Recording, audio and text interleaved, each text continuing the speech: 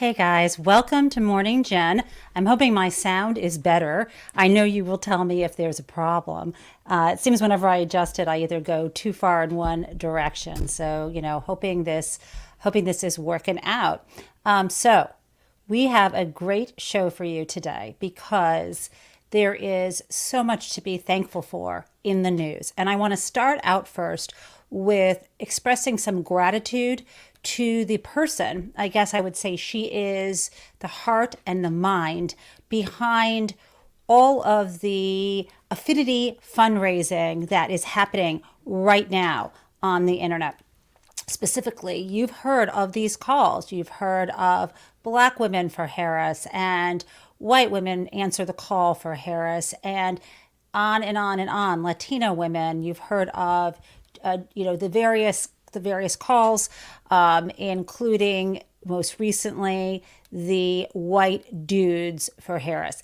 And before I focus in on that, I want to again give thanks and acknowledge the person who is absolutely the instigator and the inspiration for that. And I want you to know her name. This is Joteka Edie. You see her here. She was on the morning show last weekend with Shannon Watts of Mom's Demand. Joteka Edie is the founder of Win with Black Women. I, for some reason, could not find a clip of her on Twitter when I was looking for them, which tells you that she has not gotten her due. So Joteka Edie is someone who is always thanked on all these affinity calls. And when we all come together, which we are going to do in November, and before then, to hit the ground and turn out the vote for Kamala Harris and whoever her VP is, I want us always to remember that Joteka Edie helped get this ball rolling. So today I do want to focus in on a few news topics, including, to start with, the amazing fundraising Zoom call, White Dudes for Harris, that raised last night $4 million and was so threatening to Elon Musk and his I guess, thought process and his love, perhaps, for Donald Trump, that they had their Twitter account suspended. Now it's back up again. And that was very unusual, but the call went on. And the reason why, and again, I'm going to give you some clips and we're going to talk about some of these white dudes for Harris. The reason why I think it's so effective to have white men take up this space is not because I think of them as being part of the Klan or the white agenda or white supremacy. It's quite the opposite. We are having normal, patriotic, white men of all gender identities and sexualities and so on coming together and saying, hold on, the MAGA movement does not represent us. Quite literally, that's what they were saying. Too often these guys said, we just are living our lives, we're doing our jobs, we're, either supporting our families or, helping someone else in our house support the families or whatever we're doing in our lives. These white guys on the call said, sometimes it's too easy not to get involved because things don't seem to directly change for them for the worst. And that is why so few people supported the Democratic candidates back in 2016 and 2020. We're talking about, I think the numbers they were giving were in the high 30% of the white men who supported Joe Biden, or the low 30%. And every percentage point we can move on this, these guys said, make a huge difference. We know how close elections are, especially in the swing states. So I applaud this call. It was welcome to all. And by the way, I attended because I'm a pretty independent white woman, and sometimes I relate more, quite honestly, to men. A lot of my work in finance and in law, I've been surrounded by men, and I tend to, interrupt people like men do, apparently. And I think I have a lot of those gender traits, and I felt really at home on this call. There was also, toward the beginning of the call, a Black man who is I think he's the head of the Working Families Party. He was on. This call was welcome to everyone. So again, let me tell you why I think it's so effective to focus specifically on white men rejecting the MAGA label. That is because so much that is creepy and dangerous about what the MAGA movement and the Republican Party are trying to do is that it's getting into and trying to control all of our bodies, specifically women's bodies. And they're very weird. And so let me show you first how this contrast can be drawn. I absolutely love this ad, and this is of course not the white dudes for Harris call. This is something else. This is a fabulous ad. I'm going to play for you. MAGA Republicans banned abortion, but that's just the start. That's just the start. If Trump gets elected, we want the government involved in all aspects of your sex life. Way more involved. Way more involved. When you have sexual intercourse, it should be illegal to use contraception. No pills, no condoms. Your genitals are reserved for procreation. If you freeze 12 eggs, you should be required to have 12 babies, or else you're a serial killer. And I'm definitely not a serial killer. Are you? My son monitors my porn usage to make sure I'm not self-pleasuring. Just like Speaker of the House Mike Johnson. That's true, you can look it up. Don't you think that's normal? Yeah, I do. It's normal for your son to do that. You should have a family member monitor your porn use too. Because pleasuring yourself is very, very naughty. I'm voting in November. I'm voting in November. We're all voting in November. Are you? Because what happens in your bedroom is up to me. Is up to me and my son. Also, mouth stuff is a sin. So I think that's funny and it's super effective. And I'm going to encourage you to find that and share it with people, because all of this trying to control us, all of this, I'm against, not me, but all of this MAGA being against gay marriage, MAGA being against birth control, MAGA wanting to literally what J.D. Vance and the others want to do, and it's mentioned in this ad, is like monitor women's reproductive cycles, track pregnancies. Literally, J.D. Vance wants to track your pregnancy so that you cannot leave the state. This is creepy and it's weird, and we need to call it out. So in contrast, what's really great is a variety of people, I think it was over 100,000, either joined the Zoom call or went in. Actually, even though it was a Zoom call, I think most of us, if not all of us, watched it on YouTube. And you can still watch it now. You can find the White Dudes for Harris Zoom call on YouTube. And what was so fantastic about it is the way it opened up. The host, and I feel like his name is Ross, was really wonderful and really grounded in this idea that, hey, I'm a white dude, I'm a white guy, and I don't have anything in common with these MAGA Republicans. I want nothing to do with what Donald Trump and these guys want. And I want to come together and not just reject them, but lift up and show my support for Kamala Harris. And of course, since it was a call about white dudes, if you know the dude abides from The Great Lebowski, of course Jeff Bridges was there, and he was funny and he was very much chill like the dude. So let me play you Jeff Bridges. The invitation, I was brought to the party not so much as being white, and I certainly am, but because I'm a dude, I qualify, man. I'm white, I'm a dude, and I'm for Harris. I'm excited, man. I think, the fact that Joe has passed the baton so beautifully, I can see her being president. I'm so excited. A woman president, man, how exciting. And her championing of women's rights, I'm for that. And for all her stance on the environment and taking care of our children, all of her leadership on that is wonderful and something that I can get behind and support.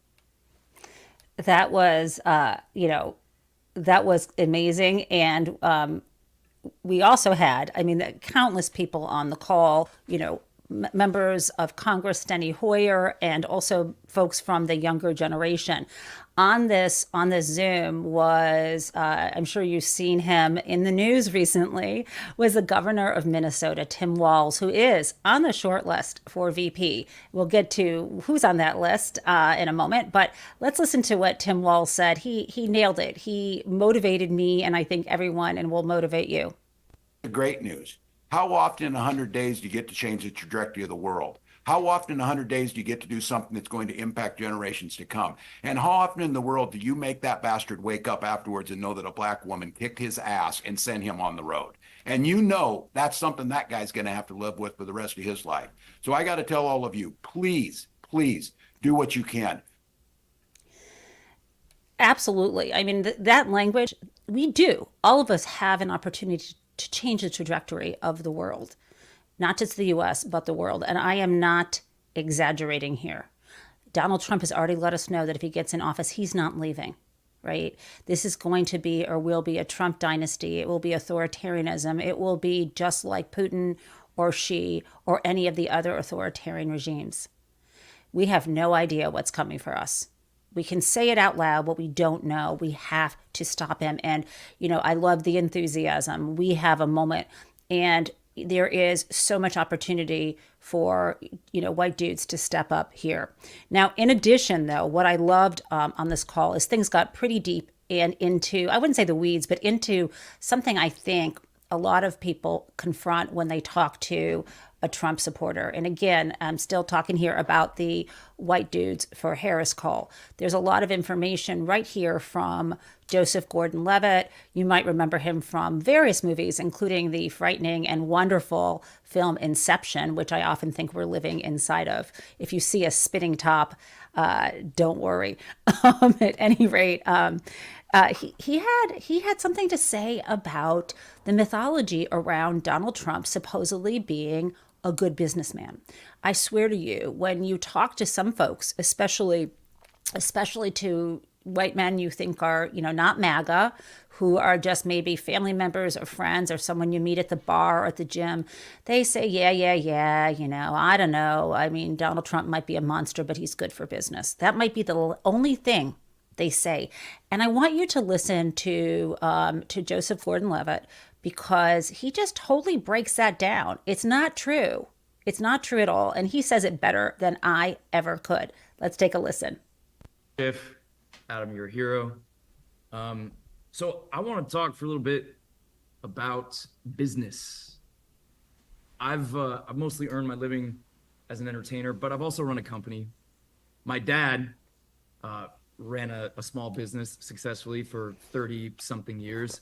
His dad was a successful businessman who started when he was 12 years old, working in South Central LA during the Depression. 12 years old, keeping the books for his dad's business. So business kind of runs in my blood, and I think that's why it stands out to me when I hear people say this thing. You've probably heard people saying this. They say, yeah, I don't like Trump. I know he's a bad guy, but he's a businessman. And, times are hard, and I have to look out for me and my family, and we need a president who can be good for the economy, who's a businessman. And it's understandable. Money is short in this country for a lot of people. So I can see how people get there. But I want to talk about this. First of all, I'm not so sure Trump has been a good businessman. I mean, he likes to say that he's a self-made man, but he's lying. He inherited a ton of money from his dad. And when you start out with that much initial capital, it's a little bit like shooting fish in a barrel. Mm-hmm. But even if he were a successful businessman, which I'm not sure he has been, I think there are pretty much two different types of successful business people. Listen up here, guys. It's so good. There are the honest business people who have an honest goodness, valuable product or good or service that they can bring to the world. And they treat their employees well. They treat their investors and their vendors and their customers well. And in turn, they are treated well and they do well as a businessman or business person. An honest business person. That's the kind of business person my dad was. And it's the kind that I strive to be. There's another type of successful businessman or woman, business person. And that's the con man. And I know there are also con women too, but if we're really honest, in this white dudes group, most of the biggest, baddest cons in the world are guys.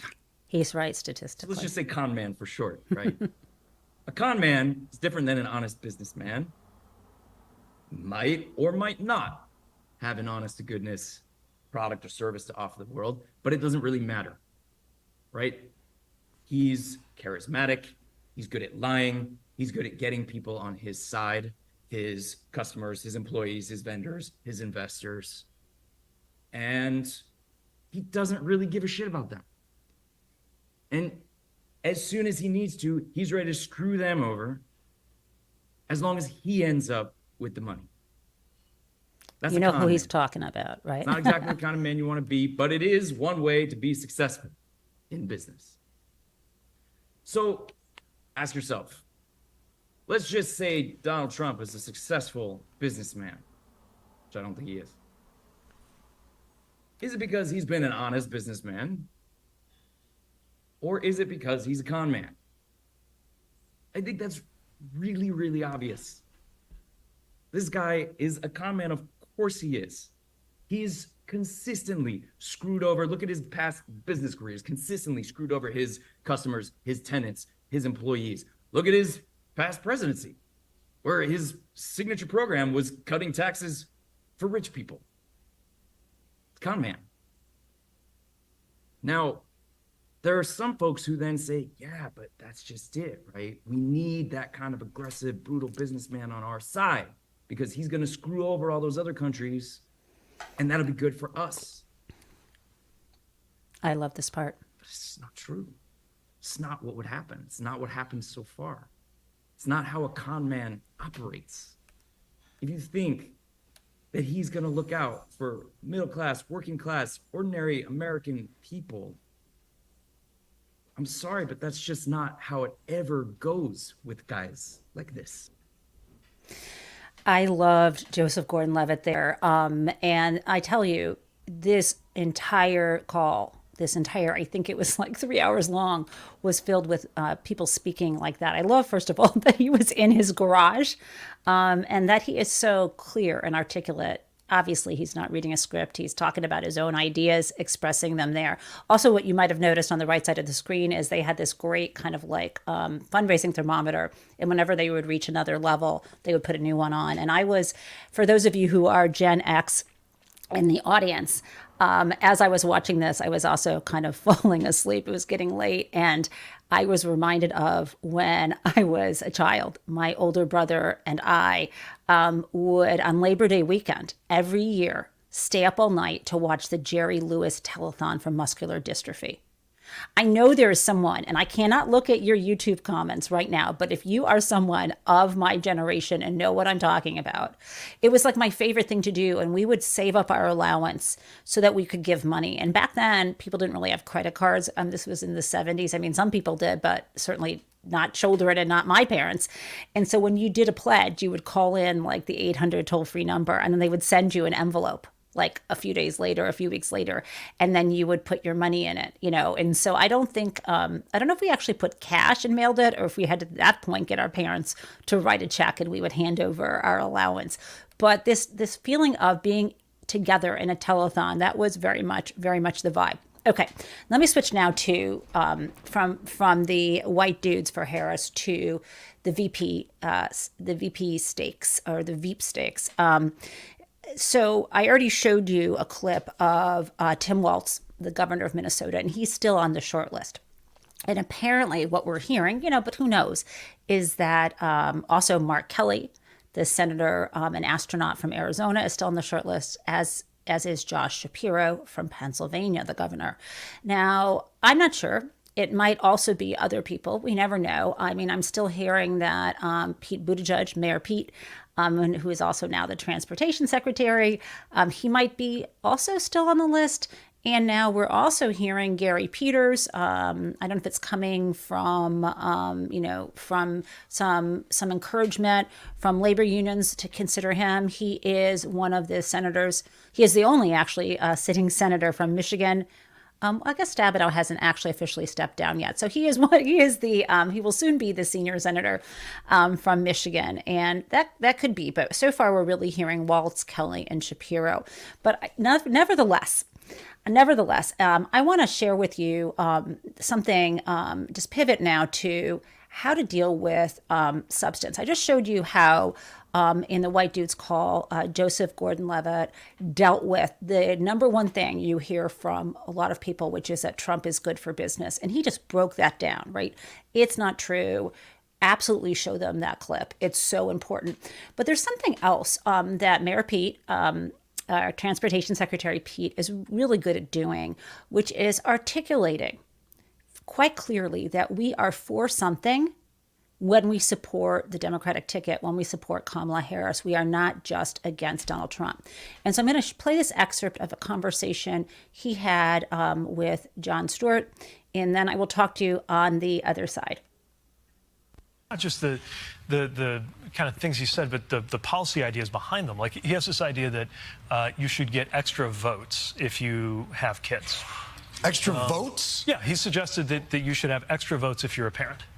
He's talking about J.D. Vance. I think there's lots of things. You don't even get that in your own house. I'm a parent. You don't get anything. Sure, I'm starting to find that. I mean, ours are not yet 3, but... and it's rooted in this strange idea that it's not just... He doesn't just say that being a parent gives you, an important role as a citizen, which I agree with, or that it gives you unique perspective on the future. It's that not being a parent makes you less. Like, I think that's absolutely how they feel. He said, people who don't have children, this is a quote, from J.D. have Vance. no physical commitment to the future of this country. Wow. And I just think about how, like, no physical commitment to the future is kind of like, when I was deployed to Afghanistan, I didn't have kids back then. Right. But I will tell you, especially when there was a rocket attack going on, my commitment to this country felt pretty physical. Damn right. Can I tell you something? So that's an example right there. He is not, what Pete Buttigieg is doing there is he's not just emphasizing or focusing on the cat memes, although they're fun. And he's not just, mocking J.D. Vance for his, this silly and sophomoric rumors about him and the couch. He doesn't go there. Pete really believes in making sure we focus on the policies behind what they're saying. And these ideas are quite crazy. Now, I want to pivot now to J.D. Vance. In a serious way. I promise today there's going to be no love seat talk or fake excerpts from his book. Instead, what I really want to talk with you about J.D. Vance is last night, some breaking news, some audio of J.D. telling someone as soon as Kamala Harris had been endorsed and she was now going to be the candidate that Donald Trump was up against, that he would be, as Donald Trump's VP, up against the Harris ticket. He freaked out, right? So they may act like everything's fine, but it is not. Let's listen to that. All of us were hit with a little bit of a political sucker punch. The bad news is that Kamala Harris does not have the same baggage as Joe Biden because whatever we might say, Kamala Harris is a lot younger. And Kamala Harris is obviously not struggling in the same ways that Joe Biden did. So that's what he said. I do think I don't know what the over-under is right now. I mean, there are obviously betting websites that I don't participate in on whether J.D. Vance is going to make it to November in terms of being Trump's VP. I mean, he did drop his first VP, Mike Pence. Not only dropped him, but encouraged a crowd to try to hang him. And this is not a joke, right? That is true. So I cannot imagine Donald Trump keeping this guy on the ticket while he is still such a liability. But we shall see. And that brings me to Crazy Town. As a little detour before we get there, because I do want to kind of set this up for you. This morning, as I was thinking about the show, it dawned on me that something unique was happening. And this relates back to my praise for Joteka Edie at the outset, the woman who founded Win with Black Women and who helped inspire so much of the fundraising via Zoom that led to Harris being able to collect over $200 million in her first week, and then not even including last night's $4 million from the White Dudes for Harris. So what occurred to me is this: in a kind of life imitates art, we are having a campaign that imitates social media. And let me explain what I mean by that. You know that expression, oh, Twitter isn't real life. And that is true. But there are some things about Twitter and social media in general that allow us to organize, to follow memes, to share the same cultural moments, whether it is, the guy who, this is years ago, the guy who got a box of grasshoppers in the mail that escaped, or the feral hogs, or what have you, right? Or everything was cake, all those memes. And they're fun and they're distracting and they're silly, but they are very deeply part of our consciousness. And that is why that the J.D. Vance saying that, that he doesn't want the country run by, these single cat ladies, right? You heard Pete break it down quite articulately, saying what that is about and what his policies are. But you also see a lot of funny memes out there where people are mocking him. And this is, let me again bring it back to these Zoom calls. The reason why these Zoom calls can be so effective is because of social media and because of how we got so used to Zooming and participating with people far away during COVID, is that we can come together and feel like we are close with others and organize. And of course, you guys, we got to touch grass, we got to knock on doors. All of that is true. And yet, all of it works together because when you knock on doors, when you talk to people, it is the cat lady memes. It is the jokes about couches, right? It is whatever is going on with dolphins. And it's especially is at the top of the show when I showed you that weird guy ad.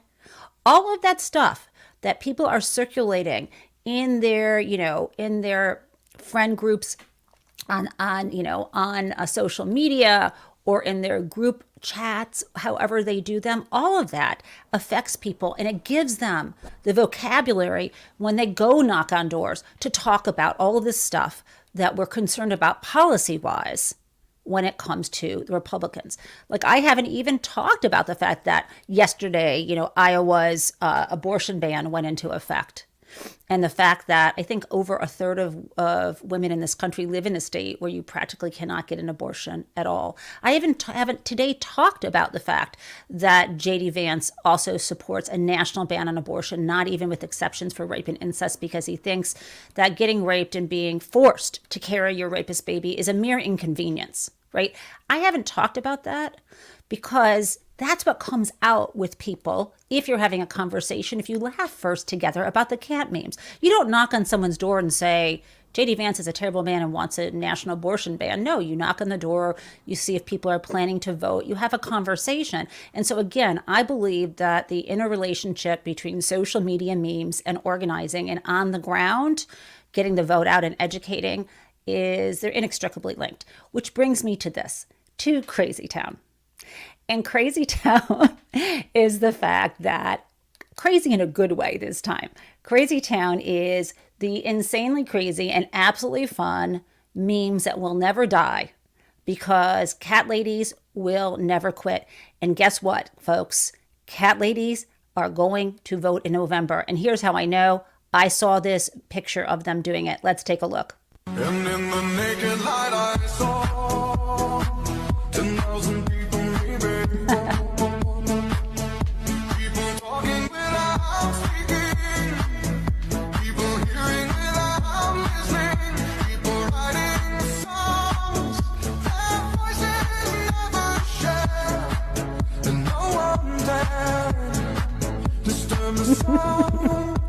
Of silence, fools say that you do not know. Silence like a cancer rose. Hear my words that I might teach you. Play my arms that I might reach you. But my words, like silent raindrops fell and echoed in the wells of silence.